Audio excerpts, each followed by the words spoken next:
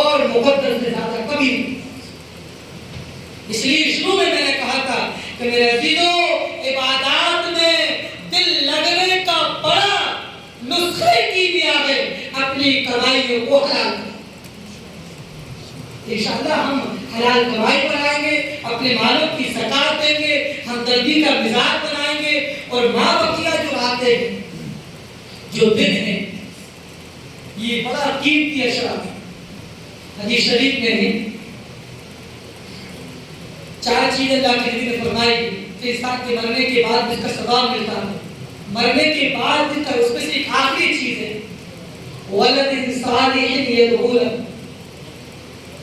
کسی کے ماں باپ اللہ کو پیارے ہو اور وہ بیٹا نیک بن کر نمازوں کے بعد اللہ سے کہتا ہے کہ اللہ تو میرے والدین کو معاف کر، میرے والدین کو جہنم سے آزاد کر دے، تو اس دعا کو اللہ تبارک و تعالی ذخیرہ بنا دے، صدقہ جاریہ بنا دے، ثواب ملتا ہے۔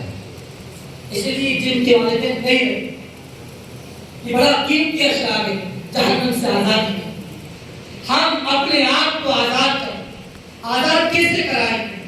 اللہ کے سامنے آنسو بہا کر، اللہ سے مانگ کر، اپنی ٹوٹی پھوٹی زبانوں روزے رکھ کر، قرآن پاک کی تلاوت کر کر استغفار کریں، اور اپنے گزرے ہوئے رشتہ داروں کے لیے مانگیں، اپنے والدین جس کے نہیں رہے ان کے لیے مانگیں۔ اللہ آپ کو جہنم سے آزاد فرما دیجیے۔ میرے عزیزوں، یہ چند باتیں میں نے آپ کے سامنے ذکر کیے، ساری باتوں کا خلاصہ کہ ہم ایمانیات پر، اسلامیات پر چلنے کی پوری کوشش کریں۔ اس کا سب سے بڑا بنیادی تقاضا یہی ہوگا کہ جب بھی اللہ کا منادی پکارے ہم اللہ کی گھر کی طرف آئیں۔ مفتی سعید صاحب رحمۃ اللہ علیہ فرمایا کرتے تھے کہ اذان کے جواب 2 طریقے سے ہوتے ہیں۔ اذان کے جواب 2 طریقے سے ہوتے ہیں، ایک اجابت قولی اور ایک اجابت فعلی۔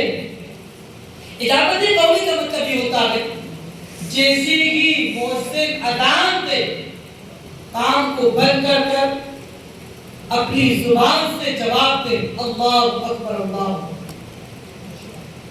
جب مؤذن کہے اشہد ان لا الہ الا اللہ، تو ہم بھی شہادت گواہی دیں اشہد ان لا الہ الا اللہ۔ جو مؤذن کہے اشہد ان محمد رسول اللہ، تو ہم بھی گواہی دیں اشہد ان محمد رسول اللہ۔ بہت سے لوگ کہہ دیتے ہیں صلی اللہ علیہ وسلم، یہ صحیح نہیں، کیونکہ یہ شہادت ہے۔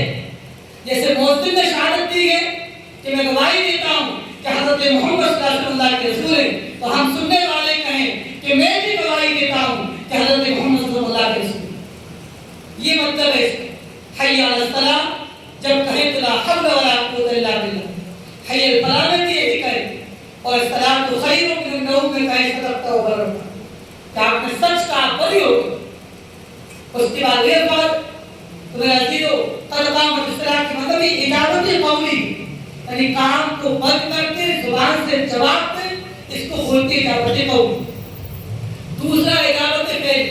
اجابت فعلی کا مطلب یہ ہوتا ہے جیسے اذان ہو اپنی نماز کی تیاری کریں، ضروریات سے فارغ ہو، دکانوں کو بند کریں یا کسی سے کہہ دیں الحمدللہ جہاں چند مسجدیں ہوتی ہیں، جہاں جس شہر میں جس قصبے میں چند مسجدیں ہوتی ہیں، وہاں سب سے بڑا فائدہ میری نظر میں یہ ہے کہ عام طور پر ایک دکان پر 3 کام کرنے والے ہیں تو تینوں کو جواب ملتا ہے، ایک اس میں پڑھ لے، دوسرا اس میں پڑھ لے، تیسرا اس میں پڑھ لے، تو ساروں کی نماز وقت ہو جائے۔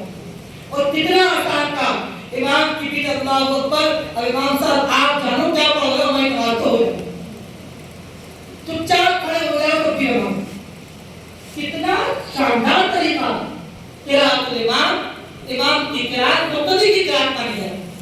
اس لیے میرا عزیزو، وقت بہت ہو گیا، معافی چاہتا ہوں میں، لیکن ہمیں ان باتوں پر عمل کرنا ہے انشاءاللہ کہ نماز کا اہتمام خدا نہ یہ مسجدوں کی بددعاؤں سے بچا۔